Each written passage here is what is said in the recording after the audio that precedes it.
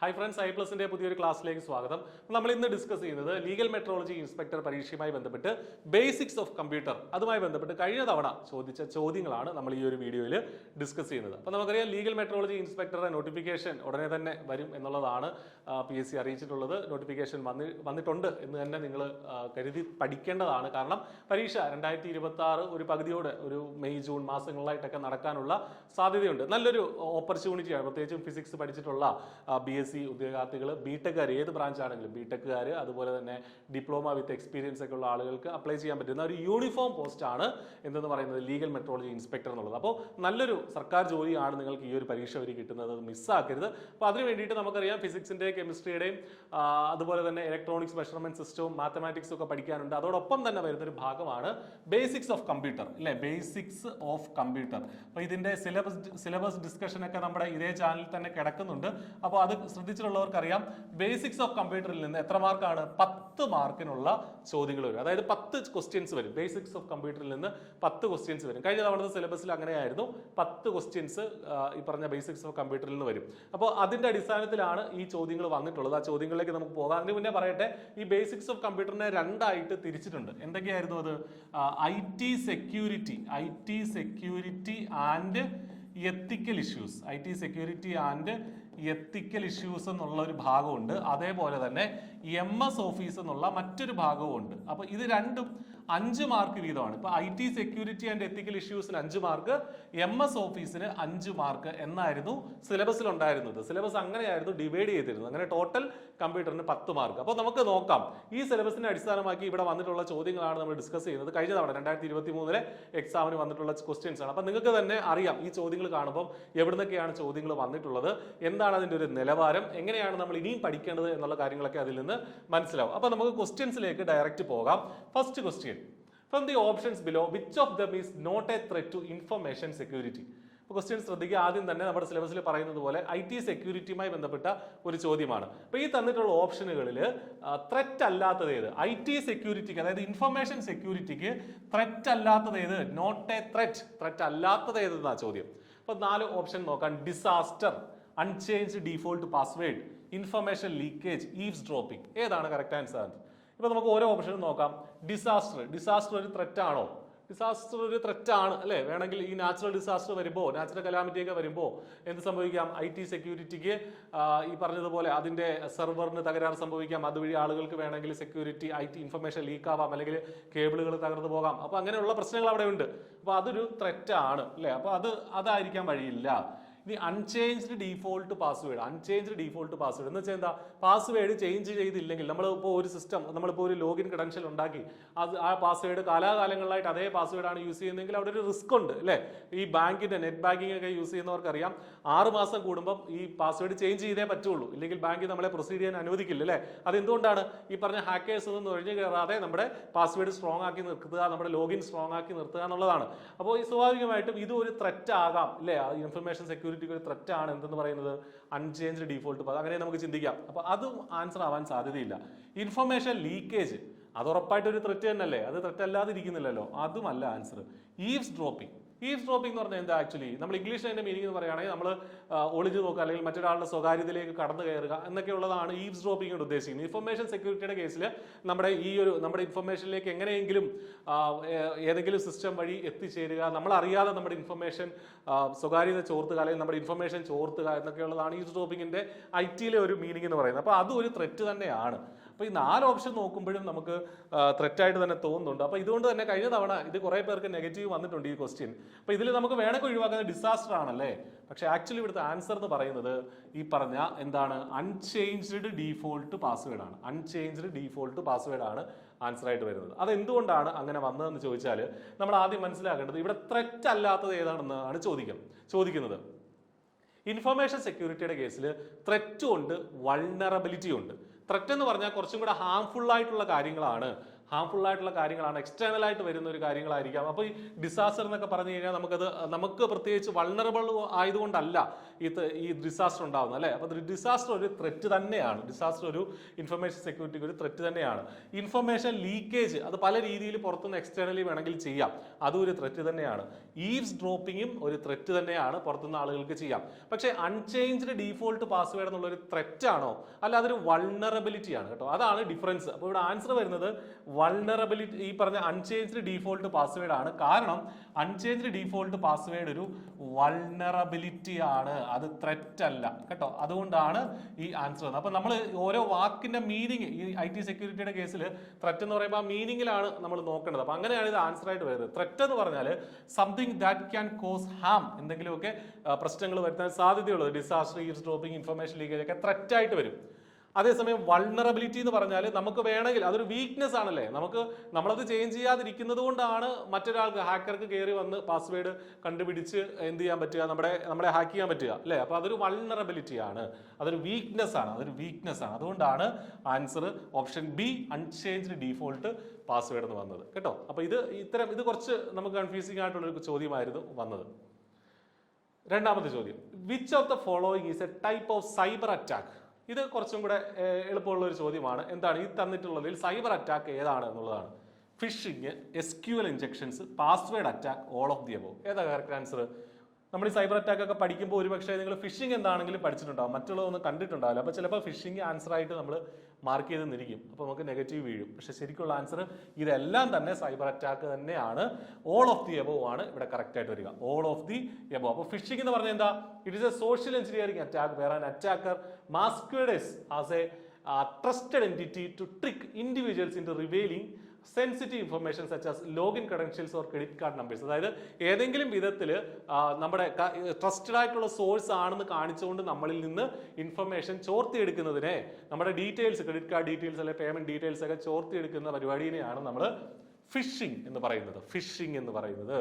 SQL injections എന്ന് പറഞ്ഞാൽ അത് ബേസിക്കലി ഡേറ്റാബേസുമായി ബന്ധപ്പെട്ട് വരുന്ന ഒരു സംഗതിയാണ്. ഡേറ്റാബേസുമായി ബന്ധപ്പെട്ട് വരുന്ന ഒരു സെക്യൂരിറ്റി ഇഷ്യൂ ആണ് SQL ഇൻജെക്ഷൻ. അപ്പോൾ it is a web security vulnerability that allows an attacker to interface with the queries an application makes to use data. അപ്പോൾ ഡേറ്റാബേസിലേക്ക് ക്വയറി വരുമ്പോൾ അതിൽ ഇന്റർഫിയർ ചെയ്ത് ഡേറ്റാബേസിൽ നുഴഞ്ഞു കയറി ഈ ഡേറ്റയിലേക്ക് അൺഓതറൈസ്ഡ് ആക്സസ് കിട്ടുകയും അതിനെ മോഡിഫൈ ചെയ്യുകയും അതിന്റെ കൺട്രോൾ ഏറ്റെടുക്കുകയും ചെയ്യുന്ന പരിപാടിയെയാണ് SQL ഇൻജെക്ഷൻസ് എന്ന് പറയുന്നത്. അപ്പോൾ അത് ഡേറ്റാബേസുമായി ബന്ധപ്പെട്ട ഒരു സെക്യൂരിറ്റി ഇഷ്യൂ ആണെന്ന് മനസ്സിലാക്കിയിരിക്കുക. മൂന്നാമത്തത് പാസ്വേഡ് അറ്റാക്ക് എന്ന് പറഞ്ഞാൽ it is A general category that includes various techniques likes brute force, dictionary attacks, key logging and credential stuffing, all aimed at obtaining unauthorized access to systems like cracking or stealing password. അതായത് password crack ചെയ്യാൻ അല്ലെങ്കിൽ password മോഷ്ടിക്കാൻ എന്തെല്ലാം കാര്യങ്ങൾ ഉപയോഗിക്കാവോ, എന്തെല്ലാം methods ഉപയോഗിക്കാവോ അതിനെല്ലാം കൂടെ നമ്മൾ കോമൺ ആയിട്ട് വിളിക്കുന്ന പേരാണ്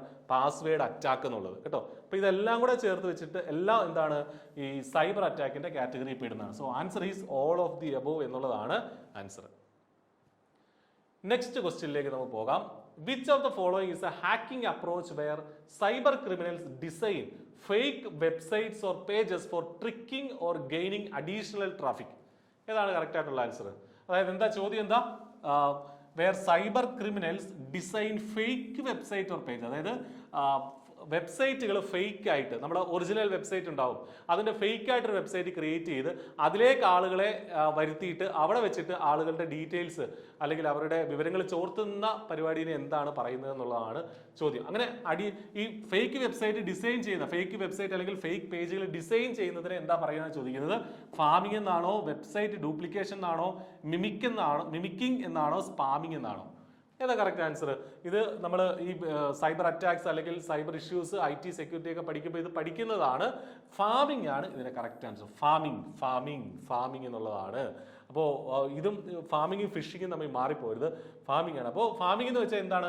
ഈ പറഞ്ഞ ഫേക്ക് ആയിട്ടുള്ള വെബ്സൈറ്റുകൾ ഡിസൈൻ ചെയ്തിട്ട്, ഇപ്പോൾ SBI നമ്മളെല്ലാവരും ഉപയോഗിക്കുന്ന ബാങ്കാണ്. ഇപ്പോൾ SBIയുടെ ഫേക്ക് ആയിട്ടൊരു വെബ്സൈറ്റ് നമ്മൾ ഡിസൈൻ ചെയ്തിട്ട് എന്താണ് നമ്മൾ SBI ഓൺലൈൻ ടൈപ്പ് ചെയ്യുമ്പോൾ ഈ ഫേക്ക് വെബ്സൈറ്റിലേക്കാണ് പോകുന്നതെങ്കിൽ നമ്മൾ കൊടുക്കുന്ന പാസ്വേഡും നമ്മൾ കൊടുക്കുന്ന യൂസർ ക്രെഡൻഷ്യൽസ് ഒക്കെ അവർക്ക് എടുക്കാം അല്ലേ? അപ്പോൾ അത്തരം വെബ്സൈറ്റുകൾ ഫേക്ക് ആയിട്ട് ഡിസൈൻ ചെയ്യുന്നതിനാണ് ഫാമിംഗ് എന്ന് പറയുക.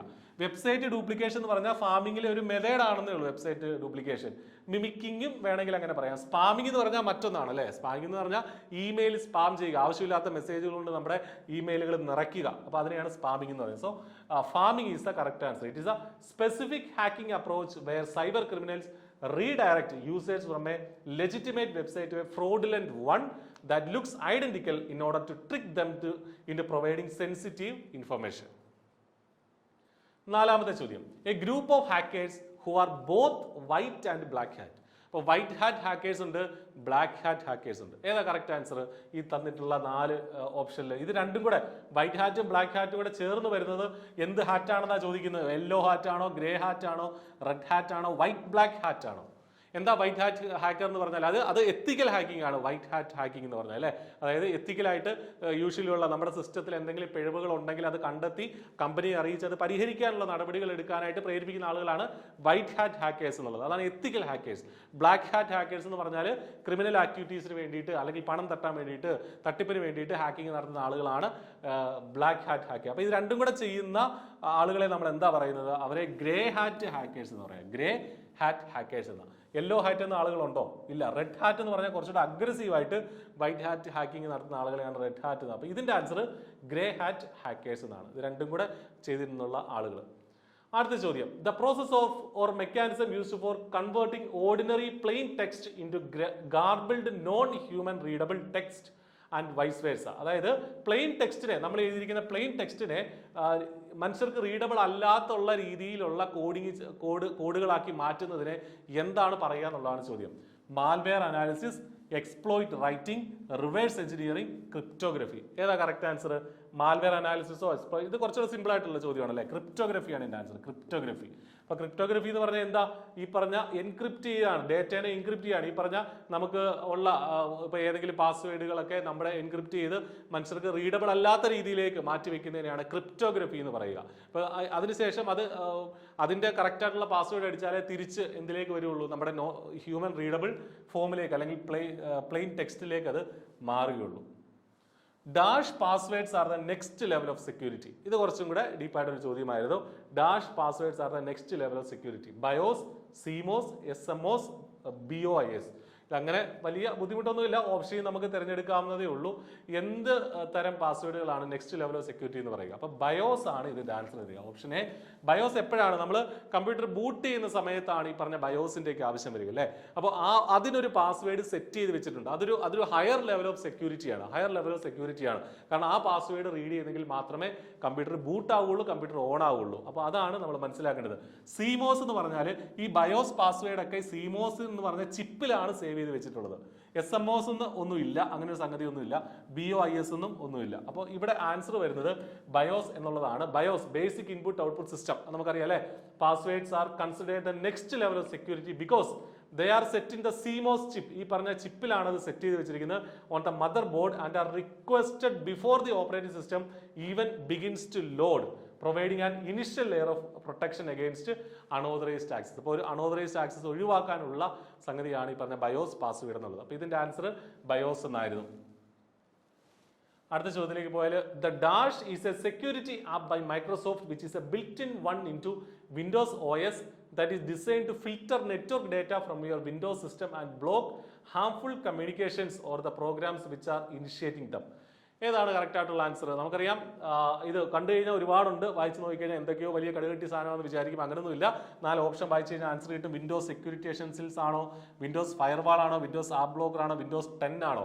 എന്താ ചോദിച്ചിരിക്കുന്നത്? അതായത് നെറ്റ്വർക്കിലൂടെ ഉള്ള ത്രെറ്റുകളെ അല്ലെങ്കിൽ അത്തരം ഹാംഫുൾ കമ്മ്യൂണിക്കേഷൻസിനെ ഒഴിവാക്കാൻ വേണ്ടി വിൻഡോസ് ഓപ്പറേറ്റിംഗ് സിസ്റ്റത്തിൽ ബിൽറ്റ് ഇൻ ആയിട്ടുള്ള സംഗതി എന്താണ്? അതെന്താണെന്ന് ചോദിച്ചാൽ വിൻഡോസ് ഫയർവാൾ. നമ്മുടെയൊക്കെ നിങ്ങളെല്ലാം വിൻഡോസ് ഓപ്പറേറ്റിംഗ് സിസ്റ്റം യൂസ് ചെയ്യുന്ന ആളുകളാണെങ്കിൽ വിൻഡോസ് ഫയർവാൾ കണ്ടിട്ടുണ്ടാവും. അത് നമ്മൾ ഇൻബിൽറ്റ് ആയിട്ട് നമ്മുടെ സിസ്റ്റത്തിന്റെ കൂടെ വരുന്നതാണ്, ഓപ്പറേറ്റിംഗ് സിസ്റ്റത്തിന്റെ കൂടെ വരുന്നതാണ്. എന്തിനു വേണ്ടിയിട്ടാണ്? നെറ്റ്വർക്കിൽ നിന്നുള്ള ഹാംഫുൾ കമ്മ്യൂണിക്കേഷൻസ് ഒഴിവാക്കാൻ വേണ്ടി. ഇപ്പൊ നമ്മൾ ഇന്റർനെറ്റിലൊക്കെ അത്തരം ഹാംഫുൾ സൈറ്റുകളിലേക്കൊക്കെ പോവുകയാണെങ്കിൽ ഈ ഫയർവാൾ അതിനെ ബ്ലോക്ക് ചെയ്യും എന്നുള്ളതാണ്. ഓക്കെ. ബാക്കിയുള്ള വിൻഡോസ് സെക്യൂരിറ്റി എസെൻഷ്യൽസ് എന്ന് പറഞ്ഞാൽ പഴയ വിൻഡോസ് ബിഗ് ഡിഫൻഡർ എന്നൊക്കെ പറഞ്ഞുള്ള എന്താണ് ഈ പറഞ്ഞ ആന്റിവൈറസ് പ്രോഗ്രാമുകളൊക്കെ ഉണ്ട്. അതിന്റെ പഴയ കാലത്തെ സംഗതിയാണ് Windows security essentials. Windows app blocker എന്ന് പറഞ്ഞാൽ അങ്ങനെ ഒരു സംഗതി പ്രത്യേകിച്ചില്ല. വിൻഡോസ് 10 എന്ന് പറഞ്ഞാൽ എന്താ, അത് ഓപ്പറേറ്റിംഗ് സിസ്റ്റം ആണല്ലേ.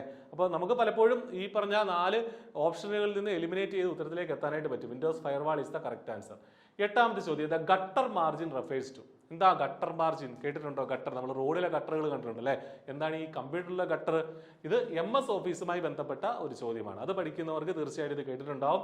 ഗട്ടർ മാർജിൻ എന്താണ്? Margin that is added to the left margin when printing. Margin that is added to the right margin when printing. Margin that is added to the binding side of the page when printing. Margin that is added to the outside of the page when print. അപ്പോൾ പ്രിന്റിംഗിന്റെ സമയത്തുള്ള എന്തോ പരിപാടിയാണെന്ന് അറിയാം. അപ്പൊ സ്വാഭാവികമായിട്ടും നമ്മൾ option A അങ്ങോട്ട് എടുക്കും. Margin that is added to the left margin when printing. ശരിയാണല്ലോ, ലെഫ്റ്റിലേക്ക് കുറച്ചും കൂടെ മാർജിൻ വേണമല്ലോ പ്രിന്റ് ചെയ്യുമ്പോൾ. ഇല്ലെങ്കിൽ പ്രിന്റ് ചെയ്യുമ്പോൾ നമുക്ക് പേപ്പർ വായിച്ച് നോക്കാൻ, അല്ലെങ്കിൽ ബുക്കൊക്കെ ആകുമ്പോൾ വായിച്ച് നോക്കാൻ പറ്റിയില്ലെങ്കിലോ എന്ന് കരുതി നമ്മൾ ഓപ്ഷൻ എ കറപ്പിക്കും. അപ്പോൾ തന്നെ നെഗറ്റീവ് ആവും. അതുകൊണ്ട് തന്നെ അവർ ഓപ്ഷൻ എ ആയിട്ട് അത് കൊടുത്തിരിക്കുന്നത്. ആൻസർ വരുന്നത് margin that is added to the binding side of the page when printing.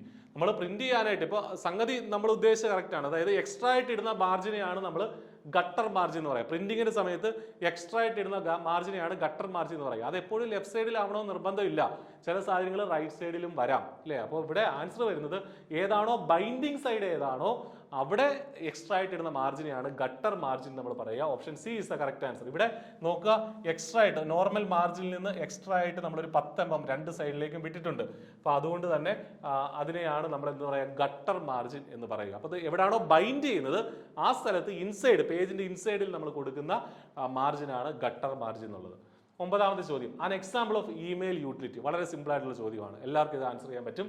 Word, Outlook, Explorer, Excel. ഏതാ കറക്റ്റ് ആൻസർ? ഔട്ട്ലുക്ക്. ഔട്ട്ലുക്ക് എന്ന് പറഞ്ഞാൽ അതൊരു ഇമെയിൽ അല്ലേ, അതൊരു ഇമെയിൽ പ്രോഗ്രാം അല്ലേ. എന്ത് ഔട്ട്ലുക്ക്? മൈക്രോസോഫ്റ്റിന്റെ ഔട്ട്ലുക്ക് അല്ലേ, മൈക്രോസോഫ്റ്റ് ഔട്ട്ലുക്ക്. ബാക്കി വേർഡ് എന്ന് പറഞ്ഞാലോ അതൊരു എന്താണ്, ഡോക്യുമെന്റ് എഡിറ്റർ ആണ്, വേർഡ് എഡിറ്റർ ആണ്. എക്സ്പ്ലോറർ എന്ന് പറഞ്ഞാൽ അത് വെബ് ബ്രൗസർ, ഇന്റർനെറ്റ് എക്സ്പ്ലോറർ.